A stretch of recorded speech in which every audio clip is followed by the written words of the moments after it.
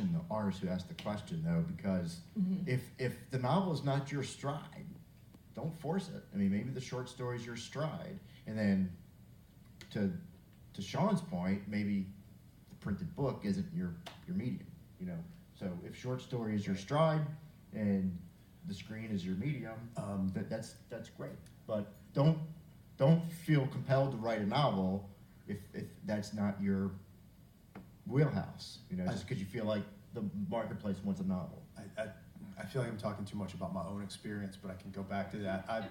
My favorite thing to write was short stories, and in fact, my first novel started off as a collection of short stories about characters who knew each other, and I worked with an agent who shopped it around. We got some okay responses, but after a while he stopped and he said, you know, what you need to do is you need to turn this into a novel with chapters and an arc of a plot. And I hesitated for a while because what I really wanted to do was write stories. And then after a while, I gave in and I went back and I just put those aside, kind of reimagined it. And, I'm not ashamed of the novel, but I also, it's not what I set out to do, and it set me on a path for the two novels that I wrote that wasn't really where I really wanted to go writing-wise. And I only really got back to that when I did the story collection, but it's just a hard decision to make. I'm sorry you have to make those decisions because it's a business.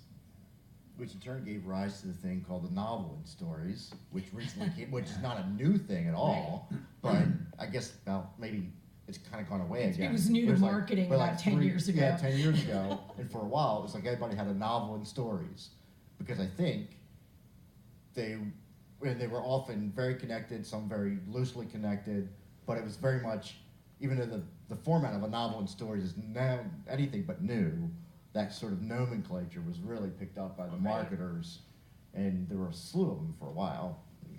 And speaking of, we were talking about, writing for TV. You mentioned friends from your MFA program who are writing gaming stories.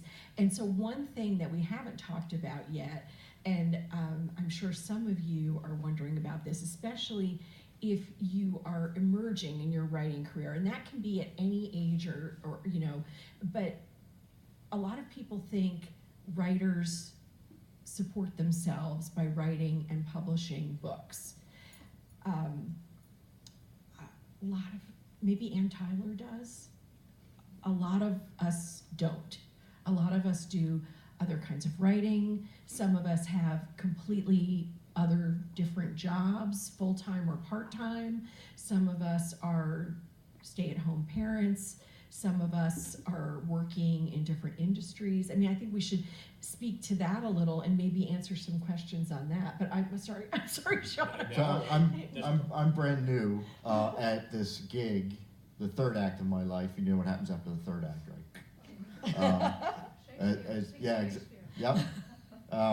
Being the director of this institutional academic-based MFA program at Mason, a 3-year residential program. And then one thing I've already noticed in the program after being there not even a year yet, and something I'm trying to incorporate, is if not as a class, at least as some sort of like workshop, it's like, okay, great, you've spent the last 3 years being a writer, now how the hell are you gonna have a writerly life? Because that's gonna be different once you graduate. You might make money as a writer, as a freelancer, writing nonfiction to support your fiction habit, or you might work for Amazon.com at the new plant. Or UPS. Crystal City. Or UPS.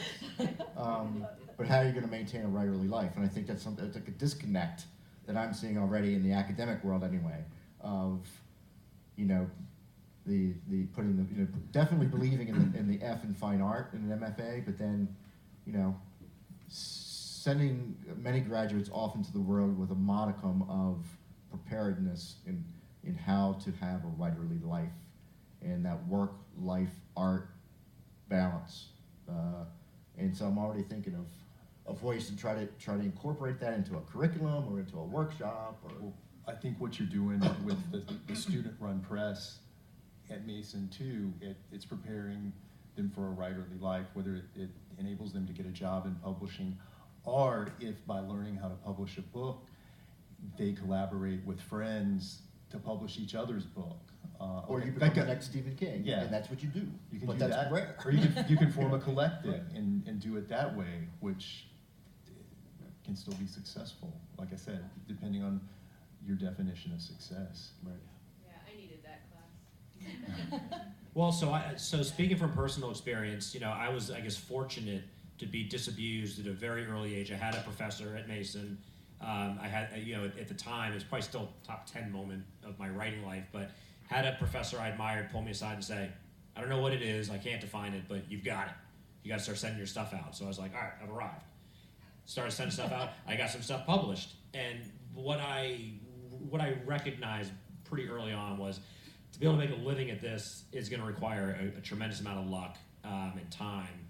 And where I'm going with this is that for me and the trajectory that my modest career has taken, the best blessing I had was needing to get and getting a day job, because it enabled me when I was writing, and I didn't fall into the trap, and I tried to, and I didn't succeed when I resisted it. But I assumed to be a writer, I need to be around writing. I need to be a technical writer. Or I need to be doing reviews, or I need to be immersed in writing. And for me, having a day job where the line of demarcation was this is paying the bills, and that's a whole other side.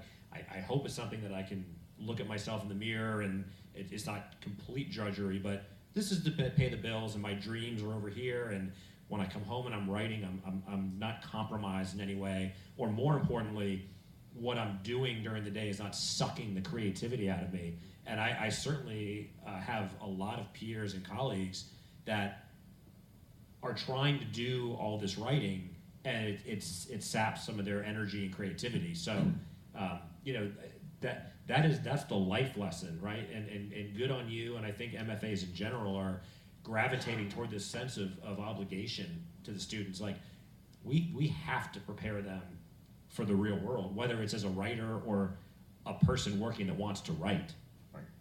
I think it's really